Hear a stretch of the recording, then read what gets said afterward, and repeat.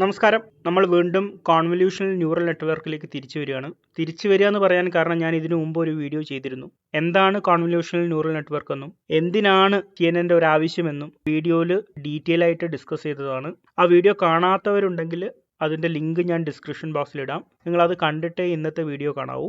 ഇന്നത്തെ വീഡിയോയിൽ നമ്മൾ പ്രധാനമായിട്ടും ചർച്ച ചെയ്യുന്നത് എന്താണ് CNN ആർക്കിടെക്ചർ. കഴിഞ്ഞ സെഷനിൽ ഡിസ്കസ് ചെയ്തതാണ്, പക്ഷെ നമ്മളൊന്ന് സമറൈസ് ചെയ്യാണ്. CNN പാരാമീറ്റേഴ്സും അതുപോലെ തന്നെ സൈസ് ഓഫ് ദ കോൺവല്യൂഷൻ ഇതൊക്കെ എങ്ങനെയാണ് കാൽക്കുലേറ്റ് ചെയ്യുന്നതെന്നാണ് രണ്ടാമത്തെ ഭാഗത്ത് നമ്മൾ സംസാരിക്കുന്നത്.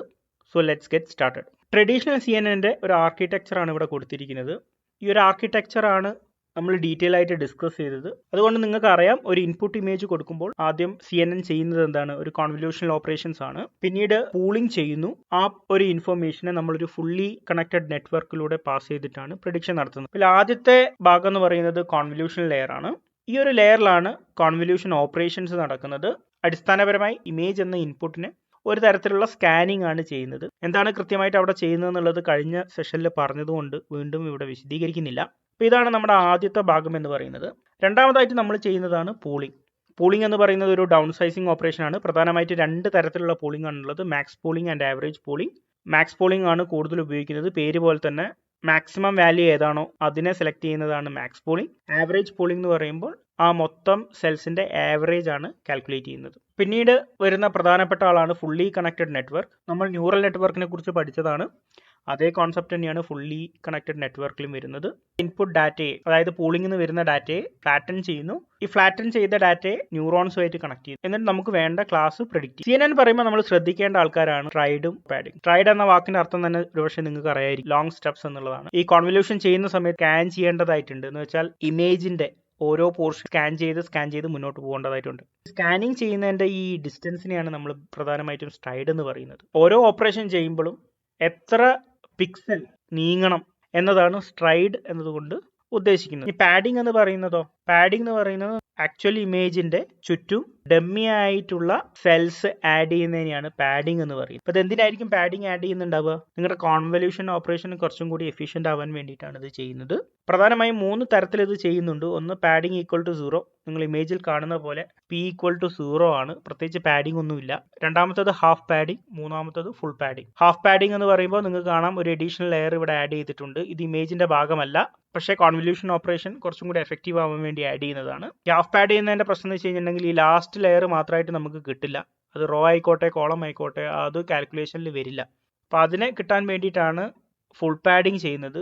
ഈ ഇമേജിൽ കാണുന്ന പോലെ നിങ്ങൾക്ക് അറിയാം, ഇമേജിന്റെ ലാസ്റ്റ് റോസ് മാത്രമായിട്ട് അല്ലെങ്കിൽ ലാസ്റ്റ് കോളം മാത്രമായിട്ട് കോൺവല്യൂഷണൽ ഓപ്പറേഷനിൽ കൊണ്ടുവരാനായിട്ട് സാധിക്കും. തൽക്കാലം ഈ ഇക്വേഷനെ കുറിച്ചൊന്നും വല്ലാതെ വെറീഡ് ആവേണ്ട ആവശ്യമില്ല. പാഡിംഗ് ഉണ്ടെന്ന് മനസ്സിലാക്കുക. പലപ്പോഴും ഈ പാഡിങ്ങിന് ഡയമെൻഷൻ കാൽക്കുലേഷൻസ് അതിൻ്റെതായ ഇമ്പോർട്ടൻസ് ഉണ്ട്. അത് നമ്മൾ ഇനി വരുന്ന സ്ലൈഡിൽ ഡിസ്കസ് ചെയ്യാം. CNN ഉപയോഗിക്കുന്ന ആളാണ് റെലു. ആക്ടിവേഷൻ ഫംഗ്ഷനെ കുറിച്ച് മാത്രമായിട്ട് ഞാനൊരു സെഷൻ ചെയ്തിട്ടുണ്ട്. അവിടെ ഡീറ്റെയിൽ ആയിട്ട് നമ്മൾ ഡിസ്കസ് ചെയ്തതാണ്.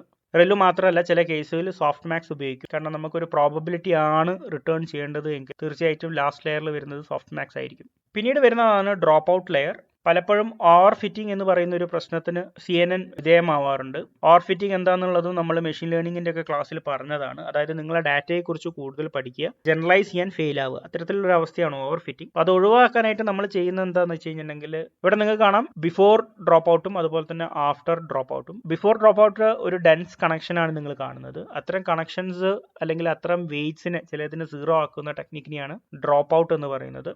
ഇതെന്തിനാണ് ഇങ്ങനെ ചെയ്യുന്നത് വെച്ച് കഴിഞ്ഞിട്ടുണ്ടെങ്കിൽ ഓവർ ഫിറ്റിംഗ് ഒഴിവാക്കാൻ വേണ്ടിയിട്ടാണ്. പലപ്പോഴും CNN ആർക്കിടെക്ചറിൽ ആഡ് ചെയ്യുന്ന ഒരു സംഭവമാണ് ഡ്രോപ്പ് ഔട്ട് എന്നുള്ളത്. ഈ ആർക്കിടെക്ചർ മനസ്സിലാക്കുന്നതിനോട് കൂടെ തന്നെ നമ്മൾ മനസ്സിലാക്കേണ്ടതാണ് എങ്ങനെയാണ് ഡയമെൻഷൻസ് കാൽക്കുലേറ്റ് ചെയ്യുന്നത്. ആദ്യം നിങ്ങളുടെ ഇൻപുട്ട് ഇമേജ് എടുക്കുക. ആ ഒരു ഇൻപുട്ട് ഇമേജിന്റെ സൈസ് എന്ന് പറയുന്നത് I ക്രോസ് I ആണെന്ന് സങ്കല്പിക്കാം. I rose I columns. C എന്ന് പറയുന്നത് ചാനൽ എന്ന് സങ്കല്പിക്കുക. ഒരു കളേർഡ് ഇമേജ് ആണെങ്കിൽ നമുക്കറിയാം അതിന് 3 ചാനൽ ഉണ്ടാവും. സോ നെറ്റ് ഇഫക്റ്റിൽ നമുക്ക് ഇൻപുട്ടിന്റെ സൈസ് എന്ന് പറയുന്നത് I ക്രോസ് C എന്ന് വിളിക്കാം. സിമിലർലി നമ്മൾ ഫിൽറ്റർ സെലക്ട് ചെയ്യേണ്ടതായിട്ടുണ്ട്. ആ ഫിൽറ്ററിന്റെ സൈസാണ് F ക്രോസ് C. F എന്ന് പറയുന്നത് അതിന്റെ റോസും കോളംസും ആണ്. C എന്ന് പറയുന്നത് ചാനലാണ്. ഇത് കൂടാതെ നമുക്ക് ഒരു ഡയമെൻഷനും കൂടി ആവശ്യമാണ്. എത്രത്തോളം ഫിൽറ്റേഴ്സ് എടുക്കുന്നു. നമുക്കറിയാം ഒരു ഫിൽറ്റർ അല്ല നമ്മൾ ഉപയോഗിക്കുന്നത്, മൾട്ടിപ്പിൾ ഫിൽറ്റേഴ്സ് ഉപയോഗിക്കണം. നമ്പർ ഓഫ് ഫിൽറ്റേഴ്സ് ആണ് നമ്മൾ K എന്നതുകൊണ്ട് റെപ്രസെന്റ് ചെയ്യുന്നത്. അങ്ങനെയാണെങ്കിൽ നിങ്ങൾ അതിന്റെ ഫീച്ചർ മാപ്പിന്റെ സൈസ് എന്ന് പറയുന്നത് O ക്രോസ് O ആയിരിക്കും. തീർച്ചയായിട്ടും അതിന് ഡെപ്ത് ഉണ്ടാവും. അതിന്റെ ഡെപ്തിന്റെ സൈസ് എന്ന് പറയുന്നത് K ആയിരിക്കും. ഈ K എവിടുന്നാണ് വരുന്നത്? നമ്പർ ഓഫ് ഫിൽറ്റേഴ്സ് എന്നാണ് വരുന്നത്. അപ്പോൾ ഇതാണ് അടിസ്ഥാനപരമായിട്ട് നമ്മൾ ആദ്യം മനസ്സിലാക്കേണ്ടത്. ഇനി ഇതുമായിട്ട് ബന്ധപ്പെട്ടുള്ള പാരാമീറ്റേഴ്സിന്റെ കാൽക്കുലേഷൻസ് ആണ് നമ്മൾ ഇനി വരുന്ന സെഷനിൽ കൂടുതൽ നെറ്റ്വർക്കുകളെ പരിചയപ്പെടുന്നുണ്ട്. അപ്പോൾ അവിടെ നമ്മൾ ഈ പാരാമീറ്റേഴ്സിന്റെ ഒക്കെ കാൽക്കുലേഷൻ ചെയ്യുന്നുണ്ട്. അവിടെ നമ്മൾ ഈ ഇക്വേഷൻസ് ഉപയോഗിക്കുന്നുണ്ട്. അപ്പോൾ തൽക്കാലം ഞാൻ ഈ ഒരു ഇക്വേഷൻ കാണാപ്പാഠം പഠിക്കണം നിങ്ങളോട് പറയുന്നില്ല. അതെന്താണെന്ന് മനസ്സിലാക്കുക, നിങ്ങളത് എവിടെയെങ്കിലും ഒന്ന് നോട്ട് ചെയ്ത് വെക്കുക. കാരണം എങ്ങനെയാണ് കോൺവല്യൂഷണൽ ന്യൂറൽ നെറ്റ്വർക്ക് പാരാമീറ്റേഴ്സിനെ കാൽക്കുലേറ്റ് ചെയ്യുന്നത് എന്നുള്ളത് അറിഞ്ഞിരിക്കണം. രണ്ട് കാരണം കൊണ്ടാണ് അറിഞ്ഞിരിക്കണം എന്ന് പറയുന്നത്. ഒന്ന്, നമ്മൾ പറയുന്നു കോൺവല്യൂഷണൽ ന്യൂറൽ നെറ്റ്വർക്കിനെക്കാട്ടും പാരാമീറ്റേഴ്സ് കുറവാണ്. അപ്പോൾ എന്തുകൊണ്ട് കുറയുന്നു എന്ന് അറിയണമെന്നുണ്ടെങ്കിൽ അത് എങ്ങനെ കാൽക്കുലേറ്റ് ചെയ്യുന്നു എന്നുള്ളത് അറിയണം. രണ്ടാമത്, നിങ്ങൾക്കറിയാം പാരാമീറ്റേഴ്സിന്റെ എണ്ണം കൂടുന്നതിനനുസരിച്ച് പ്രോബ്ലത്തിന്റെ സൈസ് കൂടും. അപ്പോൾ എന്തൊക്കെയാണ് പാരാമീറ്റേഴ്സിന്റെ സൈസ് കൂട്ടുന്നത് എന്നുള്ളതിനെ കുറിച്ച് അറിയണമെന്നുണ്ടെങ്കിലും ഈ ഇക്വേഷൻ നമ്മൾ അറിഞ്ഞിരിക്കേണ്ടതായിട്ടുണ്ട്. അപ്പോൾ ഇവിടെ കാണിച്ചിരിക്കുന്നത് കോൺവല്യൂഷൻ ലെയറിലെ പാരാമീറ്റേഴ്സ് എങ്ങനെ കാൽക്കുലേറ്റ് ചെയ്യാന്നുള്ളതും അതുപോലെ തന്നെ ഡെൻസ് ലെയറിൽ എങ്ങനെയാണ് പാരാമീറ്റേഴ്സ് കാൽക്കുലേറ്റ് ചെയ്യുക എന്നുള്ളതാണ് കാണിച്ചിരിക്കുന്നത്. തൽക്കാലം ഈ ഒരു ഇക്വേഷൻ നിങ്ങൾ നോട്ട് ചെയ്യുക. ഇത് നമ്മൾ ഉപയോഗിക്കുന്നുണ്ട്. അപ്പം ഇതിനെക്കുറിച്ച് നമുക്ക് ഡീറ്റെയിൽ ആയിട്ട് മനസ്സിലാക്കാം. അതുപോലെ തന്നെ നിങ്ങളുടെ ഔട്ട്പുട്ട് ഫീച്ചർ മാപ്പിന്റെ സൈസാണ് അവിടെ കൊടുത്തിരിക്കുന്നത്. ഇനി അതുപോലെ തന്നെ ഇമേജിന്റെ സൈസ് അത് W/H/K ആണ്. അതായത് നിങ്ങളുടെ കോൺവല്യൂഷനിൽ നിന്ന് വരുന്ന ആ ഒരു സെറ്റ് ഓഫ് ഇമേജിന്റെ സൈസാണ് ഇവിടെ പറയുന്നത് W/H/K. അങ്ങനെയാണെങ്കിൽ പൂളിംഗ് ലെയറിൽ വരുന്നതിന്റെ മെട്രിക്സിന്റെ ഡയമെൻഷൻ എന്ന് പറയുന്നത് WC/HC/K ആയിരിക്കും. അതിൽ WCയും HCയും എങ്ങനെ കാൽക്കുലേറ്റ് ചെയ്യുന്നു എന്നുള്ളതാണ് താഴെ കൊടുത്തിരിക്കുന്നത്. ഇതിൽ P എന്ന് പറയുന്നത് പാഡിംഗ് ആണ്, S എന്ന് പറയുന്നത് സ്ട്രൈഡ് ആണ്, F എന്ന് പറയുന്നത് സൈസ് ഓഫ് ദ ഫിൽറ്റർ ആണ്, W എന്ന് പറയുന്നത് ഈ ഒരു കോൺവല്യൂഷന്റെ സൈസ് ആണ്. സിമിലർലി H എങ്ങനെ കാൽക്കുലേറ്റ് ചെയ്യുക എന്നുള്ളതും കൊടുത്തിട്ടുണ്ട്. അപ്പോൾ ഇക്വേഷൻസ് ഒക്കെ ഞാൻ പറഞ്ഞ പോലെ നിങ്ങളൊന്ന് നോട്ട് ചെയ്യുക, എല്ലാം കാണാപ്പാഠം പഠിക്കണമെന്നില്ല. എങ്ങനെയാണ് ഈ അവസാനം പറഞ്ഞ ഇക്വേഷൻസ് എന്നുള്ളത് ജസ്റ്റ് ഒന്ന് മനസ്സിലാക്കി തുടങ്ങാം. ഇന്നത്തെ സെഷനിൽ, വരുന്ന സെഷനിൽ ഇത് കൂടുതൽ നമ്മൾ ഡിസ്കസ് ചെയ്യുന്നതായിരിക്കും. അപ്പോൾ കൂടുതൽ ഇതിനെക്കുറിച്ചുള്ളൊരു ഐഡിയ കിട്ടുന്നതായിരിക്കും. അപ്പോൾ എങ്ങനെയാണ് ഈ സൈസ് കാൽക്കുലേറ്റ് ചെയ്യുന്നതെന്ന് മനസ്സിലാക്കാനായിട്ട് നിങ്ങളൊരു ഇൻപുട്ട് ഇമേജ് സങ്കല്പിക്കുക. അതിന്റെ സൈസ് എന്ന് പറയുന്നത് 32x32x3 ആണ്. കളേർഡ് ഇമേജ് ആണ്.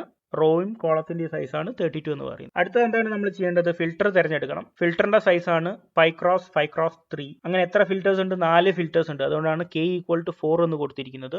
ട്രൈഡിന്റെ വാല്യൂ എന്ന് പറയുന്നത് 1 ആണ്. പാഡിംഗ് ഒന്നും നമ്മൾ കൊടുത്തിട്ടില്ല. അതുകൊണ്ടാണ് P=0 എന്ന് പറയുന്നത്. ഇങ്ങനെയാണ് കണ്ടീഷൻ എങ്കിൽ എങ്ങനെയായിരിക്കും അടുത്ത കോൺവല്യൂഷൻ ലെയറിന്റെ സൈസ് കാൽക്കുലേറ്റ് ചെയ്യുക എന്നുള്ളതാണ് കാണിക്കാൻ പോകുന്നത്.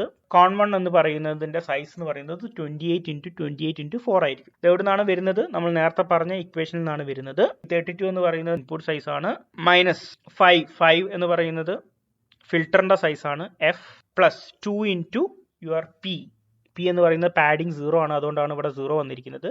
By S =1 + 1. ഓക്കെ, ആ ഒരു ഇക്വേഷൻ ആണ് നമ്മൾ ഇവിടെ ഉപയോഗിച്ചിരിക്കുന്നത്. അങ്ങനെ ഉപയോഗിക്കുമ്പോൾ നിങ്ങൾക്ക് കിട്ടുന്ന സൈസ് എന്ന് പറയുന്നത് 28x28x4 ആയിരിക്കും. ഈ 4 എവിടെ നിന്നാണ് വരുന്നത്? സൈസ് ഓഫ് ദ കേണൽ ആണ്. ഇത് നമ്മൾ മുന്നേ സംസാരിച്ചതാണ്. ഓഫ് കോഴ്സ് ഈ ഒരു ലെയറിന് ശേഷം നമ്മൾ റെലു അപ്ലൈ ചെയ്യുന്നുണ്ട്. അതിനുശേഷം മാക്സ് പൂളിംഗ് ചെയ്യുന്നു. മാക്സ് പൂളിംഗിന്റെ ഡയമെൻഷൻ ആണ് കൊടുത്തിരിക്കുന്നത് 2x2. ട്രൈഡ് =2. അങ്ങനെയാണെങ്കിൽ നെക്സ്റ്റ് വരുന്ന ലെയറിന്റെ കാൽക്കുലേഷൻ ആണ് ഇവിടെ കൊടുത്തിരിക്കുന്നത് 14x14x4. നമ്മൾ നേരത്തെ ഉപയോഗിച്ച അതേ ഇക്വേഷൻ നിങ്ങൾക്ക് അപ്ലൈ ചെയ്ത് നോക്കാം. ഈ ഒരു ഡയമെൻഷൻ കിട്ടുന്നുണ്ടോ എന്നുള്ളത് നോക്കാം. അതേ ലെയറിനെ ഞാൻ ഒന്നും കൂടി താഴോട്ട് വരച്ച് കാണിച്ചു എന്നുള്ളതേ ഉള്ളൂ. കാരണം അടുത്ത സെറ്റ് ഓഫ് കോൺവല്യൂഷൻ ലെയർ നമുക്ക് ബിൽഡ് ചെയ്യേണ്ടതായിട്ടുണ്ട്. അപ്പോൾ സ്ഥലം തികയാത്തതുകൊണ്ട് ഞാൻ ഇങ്ങോട്ട് കാണിച്ചു എന്നുള്ളൂ. സോ അടുത്ത ലെയർ നിങ്ങളൊന്ന് പരിശോധിക്കുക. നിങ്ങളുടെ ഫിൽറ്റർ സൈസ് എന്ന് പറയുന്നത് 3x3x4 ആണ്. ആൻഡ് സ്ട്രൈഡ് 1 ആണ്. P=0, K=8 ആണ് ഈ പ്രാവശ്യം ഉപയോഗിക്കുക. അങ്ങനെയെങ്കിൽ അടുത്ത V1 നേരത്തെ അപ്ലൈ ചെയ്ത അതേ ഇക്വേഷൻ നിങ്ങളൊന്ന് അപ്ലൈ ചെയ്ത് നോക്കുക. You will get 12x12x8. വീണ്ടും നിങ്ങൾ ആക്ടിവേഷൻ ഫംഗ്ഷൻ ഉപയോഗിക്കുന്നു. മാക്സ് പൂളിംഗ് ചെയ്യുന്നു. മാക്സ് പൂളിംഗ് ചെയ്ത് കിട്ടുന്ന ലെയറാണ് 6x6x8. പിന്നീട് നമ്മൾ ചെയ്യുന്നത് ഫ്ലാറ്റൻ ചെയ്യാണ്. ഫ്ലാറ്റൻ ചെയ്യാന്ന് പറഞ്ഞാൽ നിങ്ങൾക്ക് അറിയാം 1 ഡയമെൻഷനിലേക്ക് കൊണ്ടുവരിക. സോ 6x6x8 ആണ് 288. സോ ഒരു 1 ഡയമെൻഷണൽ വെക്ടർ എന്നുള്ള രീതിയിൽ കാണാം. ഇനി അതിനെ നമ്മൾ എന്ത് ചെയ്യുന്നു? ന്യൂറൽ നെറ്റ്വർക്കിൽ ചെയ്യുന്ന പോലെ ഇതൊരു ഇൻപുട്ട് ആയിട്ട് ഒരു ഫുള്ളി കണക്റ്റഡ് ലെയറിലേക്ക് കൊടുക്കുന്നു. ആ ഒരു ഫുള്ളി കണക്റ്റഡ് ലെയറിന്റെ ഔട്ട്പുട്ടിൽ സോഫ്റ്റ് മാക്സ് ഉണ്ട്. ഇതൊരു ഡോഗ് ആണോ അല്ലെങ്കിൽ കാറ്റ് ആണോ എന്നുള്ളൊരു പ്രഡിക്ഷൻ ആണ് നമ്മൾ നടത്തുന്നത്. സോ അത്തരത്തിലുള്ളൊരു പ്രഡിക്ഷന് വേണ്ടിയിട്ട് സോഫ്റ്റ് മാക്സ് നമ്മൾ ഉപയോഗിച്ചിട്ടുണ്ട്. ഇപ്പോൾ ആദ്യത്തെ കേസിൽ നമുക്ക് അറിയാം ഇത് പ്രഡിക്ഷൻ കറക്റ്റ് ആവില്ല. ടാർഗറ്റുമായിട്ട് ഒരുപാട് വ്യത്യാസം ഉണ്ടാവും. പിന്നീട് നമ്മൾ എന്ത് ചെയ്യണം? ന്യൂറൽ നെറ്റ്വർക്കിൽ ചെയ്ത കാര്യങ്ങൾ എന്തൊക്കെയാണോ അതൊക്കെ തന്നെ ചെയ്യണം. കോസ്റ്റ് ഫംഗ്ഷൻ കാൽക്കുലേറ്റ് ചെയ്യണം. കോസ്റ്റ് ഫംഗ്ഷൻ കാൽക്കുലേറ്റ് ചെയ്തതിന് ശേഷം ബാക്ക് പ്രൊപ്പഗേഷൻ ചെയ്യണം. ഇവിടെ ബാക്ക് പ്രൊപ്പഗേഷൻ എന്ന് പറയുമ്പോൾ നിങ്ങൾ ഫുള്ളി കണക്റ്റഡ് ലെയറിലൂടെ ബാക്ക് പ്രൊപ്പഗേറ്റ് ചെയ്യേണ്ടതായിട്ടുണ്ട്. വീണ്ടും കോൺവല്യൂഷണൽ ന്യൂറൽ നെറ്റ്വർക്കിലൂടെ ബാക്ക് പ്രൊപ്പഗേഷൻ നടത്തേണ്ടതായിട്ടുണ്ട്. അങ്ങനെ ബാക്ക് പ്രൊപ്പഗേഷൻ ഒക്കെ ചെയ്ത് വെയിറ്റ് ഒപ്റ്റിമൈസ് ചെയ്തിട്ടാണ് ഫൈനൽ പ്രഡിക്ഷനിലേക്ക് എത്തുന്നത്. ഡീറ്റെയിൽ ആയിട്ട് പറയാൻ ശ്രമിച്ചത് ഒറ്റ കാര്യമേ ഉള്ളൂ, എങ്ങനെയാണ് ഡയമെൻഷൻസ് കാൽക്കുലേറ്റ് ചെയ്യുന്നത്. ഇതിൽ ഒരുപാട് കൺഫ്യൂഷൻസ് ഉണ്ടാവാൻ സാധ്യതയുണ്ട്. അതുകൊണ്ട് തന്നെ അടുത്ത സെഷനിലും ഇതിൻ്റെ ഒരു കണ്ടിന്യൂവേഷൻ പ്രതീക്ഷിക്കാവുന്നതാണ്. നിങ്ങൾക്കറിയാം പൈടോർച്ചോ ടെൻസർ ഫ്ലോയോ ഒക്കെ ഉപയോഗിച്ച് ഒരു മോഡൽ നിങ്ങൾ ബിൽഡ് ചെയ്ത് വെച്ചിട്ടുണ്ടെങ്കിൽ നിങ്ങൾക്ക് സമ്മറി പ്രിന്റ് ചെയ്യാനായിട്ട് പറ്റും.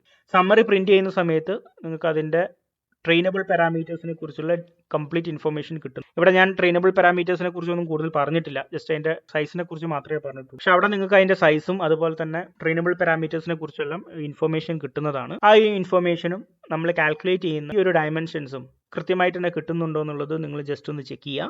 ഒരു പ്രാവശ്യം നിങ്ങൾക്ക് കിട്ടിക്കഴിഞ്ഞാൽ പിന്നെ ഈ ഒരു കാൽക്കുലേഷനിലൊന്നും കൺഫ്യൂഷൻ ഉണ്ടാവില്ല. ഇത് കാൽക്കുലേഷൻ അറിഞ്ഞോളൊന്നുമില്ല, കാരണം നിങ്ങൾ പ്രോഗ്രാം ചെയ്യുന്ന സമയത്ത് നമ്മൾ ഇതൊന്നും അറിയാതെയാണ് പലപ്പോഴും ചെയ്യുന്നത്. പക്ഷെ ഇത് അറിഞ്ഞിരിക്കേണ്ടതായിട്ടുണ്ട്, കാരണം പലപ്പോഴും ഈ ഡയമെൻഷൻ റിലേറ്റഡ് ആയിട്ടുള്ള ഒരുപാട് എറേഴ്സ് നിങ്ങൾക്ക് കിട്ടാനായിട്ട് സാധ്യതയുണ്ട്. നിങ്ങൾ കൊടുക്കുന്ന ഇൻപുട്ട് ഷേപ്പും അതുപോലെ തന്നെ ഈ പറഞ്ഞ രീതിയിൽ ഏതെങ്കിലും തരത്തിൽ ഡയമെൻഷൻസ് ഫിറ്റ് ആവുന്നില്ല എന്നുണ്ടെങ്കിൽ അതുമായിട്ട് ബന്ധപ്പെട്ടിട്ടുള്ള ഒരുപാട് എറർ നിങ്ങൾക്ക് ഇനീഷ്യലി ചെയ്യുമ്പം വരാൻ സാധ്യതയുണ്ട്. അപ്പം അത്തരം എറേഴ്സിനെ എല്ലാം അഡ്രസ്സ് ചെയ്യണമെന്നുണ്ടെങ്കിൽ ഇത് എങ്ങനെയാണ് കാൽക്കുലേറ്റ് ചെയ്യുന്നതിനെ കുറിച്ച് ചെറിയൊരു ഐഡിയ വേണം. അതുകൊണ്ടാണ് ഇത്രയും ഡീറ്റെയിൽ ആയിട്ട് പറഞ്ഞിരിക്കുന്നത്. ഇനി ഓക്കെ, നിങ്ങൾക്ക് മനസ്സിലായി കോൺവല്യൂഷണൽ ന്യൂറൽ നെറ്റ്വർക്കിൽ കോൺവല്യൂഷൻ ലെയർ ഉണ്ട്, പൂളിംഗ് ഉണ്ട്, അതുപോലെ തന്നെ ഫുള്ളി കണക്റ്റഡ് ലെയർ. ഇവിടെ വരുന്ന പ്രധാനപ്പെട്ട കുറേ ചോദ്യം എന്ന് പറഞ്ഞാൽ എത്രത്തോളം ലെയേഴ്സ് നിങ്ങൾ എടുക്കണം, അല്ലെങ്കിൽ എത്രത്തോളം പൂളിംഗ് നിങ്ങൾ ചെയ്യണം, ഫുള്ളി കണക്റ്റഡ് ലെയേഴ്സ് ഒന്നിൽ കൂടുതലാവോ, ഇങ്ങനെയുള്ള ഒരുപാട് ചോദ്യങ്ങൾ നിങ്ങൾക്ക് വരാം. കാരണം ഫൈനലി നമ്മുടെ പ്രഡിക്ഷൻ കറക്റ്റ് ആവണം. ആ ഒരു കറക്റ്റ് പ്രഡിക്ഷനിലേക്ക് എത്താൻ വേണ്ടിയിട്ട് ഇതെല്ലാം എങ്ങനെ സെറ്റ് ചെയ്യണം എന്നുള്ളൊരു അറിവ് വേണം. ഉദാഹരണത്തിന് ചെറുതാകുമ്പം ഈ ബിൽഡിംഗ് ബ്ലോക്സ് വെച്ച് കളിച്ചിട്ടുണ്ട്. അപ്പം നമ്മൾ ഇത്രയും നേരം പറഞ്ഞത് ആ ഓരോ ബ്ലോക്കിനെ കുറിച്ചാണ്. ഇത് എങ്ങനെ അടുക്കി വെച്ചാലാണ് നമുക്ക് വേണ്ട ഒരു ഔട്ട്പുട്ട് കിട്ടുക എന്നതിനെക്കുറിച്ച് ഈ ഒരു സമയത്ത് നമുക്ക് കൃത്യമായിട്ടുള്ള ധാരണയില്ല. ഇത് എങ്ങനെ അടുക്കി വെക്കുന്നു എന്നുള്ളതനുസരിച്ച് നിങ്ങൾക്ക് ചിലപ്പോൾ വീട് കിട്ടാം, ചിലപ്പം വേറെ എന്തെങ്കിലുമൊക്കെ കിട്ടാം. ഓക്കെ, അപ്പോൾ ഇത് അടുക്കി വെക്കുന്നതിൽ പ്രാധാന്യമുണ്ട്. ഇതുവരെ എങ്ങനെയാണ് അതിൻ്റെ ഒരു എവല്യൂഷൻ എന്നുള്ളതിനെ കുറിച്ച് നമുക്ക് അടുത്ത ക്ലാസ്സിൽ ഡിസ്കസ് ചെയ്യാം. So thank you for watching. Enjoy deep learning.